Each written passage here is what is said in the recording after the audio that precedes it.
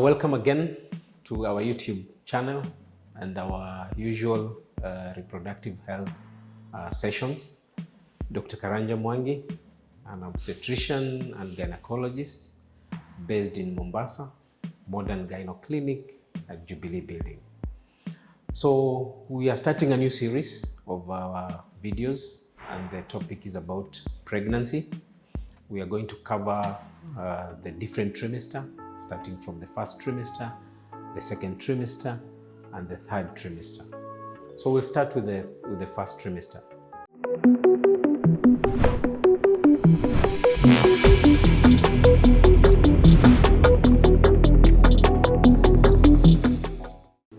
So when you get pregnant, when does first trimester start and when does it end? So we usually say first trimester starts from conception until around 13-14 weeks. So by the time you reach 14 weeks, now you get into the second trimester. And that will depend on either your periods, or we can date your pregnancy using an early scan. So how do you suspect you're pregnant? So you will miss your periods. You might get some symptoms which are non-specific. So the first thing you'll do is you do a pregnancy test, which you can do either at home or in the nearest clinic or even in the pharmacy. And once the pregnancy test turns positive, then it's good you visit the clinic or you visit your gynecologist for further education, further health information and examination. And why do we advise that you come to the clinic immediately? We've heard many people say that once they get pregnant, they wait until maybe they're 5 months, 6 months, when they start perceiving the kicks. That is when they come to the hospital. That will be too late. First trimester is the most important part of your pregnancy, and that is when you're supposed to visit your gynecologist. What are the reasons you visit your gynecologist in the first trimester? Number one, we need to confirm actually that you're pregnant and that the pregnancy is in the right place, which is the uterus, because you can have pregnancies in other places like the tube, in the abdomen. So you will need to do an obstetric scan, that is an ultrasound scan, which will confirm your pregnancy. And we usually advise by the time you're 6 weeks pregnant, which is around 4 weeks after conception. Around 4 weeks after conception, you do a scan, and this will confirm your pregnancy. And if there's any abnormality, we are going to advise you. Number two, we'll do examination, of course, from the head to the toe, so that if we pick any problem in the first trimester, we can be able to treat you and advise you so that you have a smooth pregnancy from conception until 9 months. So what are some of the signs that you might get during the first trimester? There are so many, and they are non-specific, but there are those common ones which everyone knows about. And the most famous is morning sickness. You feel nauseated, sometimes you vomit, and everyone will tell you vomiting is okay during pregnancy. Sometimes it's not okay. So it's good so that you come and we advise you. So sometimes you can vomit once or twice a day, but if it's severe, that it makes you not to eat, it makes you not to take water, then it means it has to be treated and sorted out. We also have mood changes. You might wake up in the morning and you don't feel like eating anything or seeing anyone. It can happen in pregnancy. You can have breast symptoms. You feel like your breasts are full. You feel like you have pain. Sometimes when you touch your breast, you don't want anyone to touch your breast because you feel pain. You might feel pelvic pressure. Sometimes you can get cramps. Some of the other common symptoms that can be also a danger sign is spotting or bleeding. So spotting sometimes can be normal when the pregnancy is implanting. meaning when that pregnancy comes from the fallopian tube and attaches on the uterus, that is the implantation bleeding. So when the pregnancy is attaching, you might get spotting, but it's supposed to clear within 2 days. So if that persists, then you need to come and visit us. And you should not get severe cramps during that process. So severe cramps in the first trimester, you have a lot of pain, you have to use medication, you need to come and visit us so that we can assist you in that. Now, when do you start your supplements? Supplements you're supposed to start immediately. The moment you go to the facility, and the most important supplement in the first trimester is folic acid, or what we call folate. We are all familiar with that small yellow tablet. And in some clinics, you'll be given either Fefol or IFAS, the one that is combined folic together with iron. That is the most important supplement in the first trimester because it assists the baby, the cell division. Because during the first trimester, there's a lot of cell division and organ formation. So you need that folic to assist in that and prevent the baby from getting any brain problems, any problem of the spinal cord, and to assist in the other body parts to grow well. There are other supplements which might be added, but that will depend on individual basis. So your doctor will see you, they will examine you. If they seem that you have a deficiency in your diet, they might decide to add vitamins. They might decide to add calcium if they think you're deficient, your diet is deficient in calcium. And there are some tests which will be done. As I had mentioned earlier, an ultrasound will be done to confirm the pregnancy. Then there are blood tests which will be done. This is to confirm the level of blood in your system, to confirm your blood group, which is very important during pregnancy. We'll want to know your HIV status. We'll also test for hepatitis B virus. You'll test for syphilis. And the importance of doing these tests is if any of them is found either to be positive or abnormal, then you'll have to be treated so that we prevent your baby either from contracting the same, or if your blood is low, we might give you supplements to be able to increase your blood level. So that is the importance of visiting the hospital or your gynecologist in the first trimester. Another important thing would be nutrition. Should I continue with my normal diet during pregnancy? Should I change my diet when I conceive?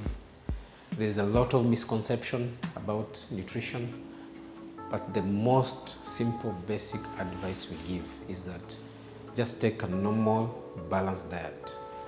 Have your carbs, have your vitamins, and have your proteins in the same portions that you used to take, which is a normal balanced diet. Now, depending on your pregnancy, if the doctor feels that there are some foods that you might have to avoid, like those people who have acidity or they're suffering from ulcers, there are foods which might worsen their symptoms. So you'll be advised accordingly. When you have nausea, you get nauseated a lot, and vomiting, there are specific kind of foods we'll advise you to take, and this will also be advised by the nutritionist. They might advise you take small, frequent meals. Sometimes you might be told to take dry foods, just to try and see which one can you adapt to, because it's important to eat during pregnancy and to eat the right nutrients in the right mixture. So you'll continue with your normal balanced diet from the first trimester to the last trimester. If there are any additional supplements, your doctor will be able to advise you. The other important issue during the first trimester is exercise. There are those who have been going to the gym. There are those who don't go to the gym. When they get pregnant, they're told, You need to exercise so that you can have a smooth labor. So if you've not been exercising, we shall advise you don't just go into an exercise program blindly. Visit your doctor, they look at you, they see if there are any risks for the pregnancy. Do you have any other diseases like joint problems? So they'll advise you on what kind of exercise you need to do. And exercise doesn't have to be strenuous. You don't have to do strenuous cardio exercise. You don't have to lift weights. So you'll be advised accordingly. But if you've been exercising before, you can continue with the exercise, but it will be structured in a way that the pregnancy is safe and you're also safe. Because at the end of the 9 months, the most important thing is a healthy baby and a healthy mother. There are other things which we usually advise as well during pregnancy. If you're on any medication, actually before getting pregnant, you're supposed to visit your gynecologist. So your pregnancy should be intentional. I intend to get pregnant. So you need to see your gynecologist before you get pregnant. We call it preconception care. So that if you're on any medication, your gynecologist will advise you either to stop this drug, continue with this drug, and might have to introduce you on drugs which are safer to use during pregnancy. The other bit is during the preconception, before you get pregnant, we might find other abnormalities in your system or diseases which might need you to start treatment so that you're stabilized before you get pregnant. So there are many drugs which are not supposed to be used during pregnancy. So don't walk into a chemist and you're given medication. No. You need to see your doctor and you need to mention, I am pregnant, before you talk about the other symptoms, so that you'll be given drugs which are safe during pregnancy. Now, why do people sometimes miscarry during pregnancy? And is there anything you can do to avoid a miscarriage? Some do miscarry from nowhere and we can't get any reason why they do miscarry. So what we usually advise is, if you get severe cramps in the first trimester, or you have spotting, or you're bleeding, you visit the hospital or the gynecologist immediately. They will advise you accordingly. And some of the things we'll advise you is light duty. Sometimes you have to take a bed rest, sick off from work. You might have to avoid having sex during pregnancy. But these are people who are at risk of a miscarriage. But if your scan is normal, your system is okay, it's very difficult to predict the risk of miscarriage. Not unless you're spotting or the scan shows there's a problem or you've had a miscarriage before. So your doctor will advise you on what to do. So as you get from conception to around 13 weeks, once you get to just before 12, 13 weeks into the second trimester, some of the symptoms are going to subside because the hormones now have stabilized. That includes the nausea, the vomiting, the discomfort. Your system will adapt.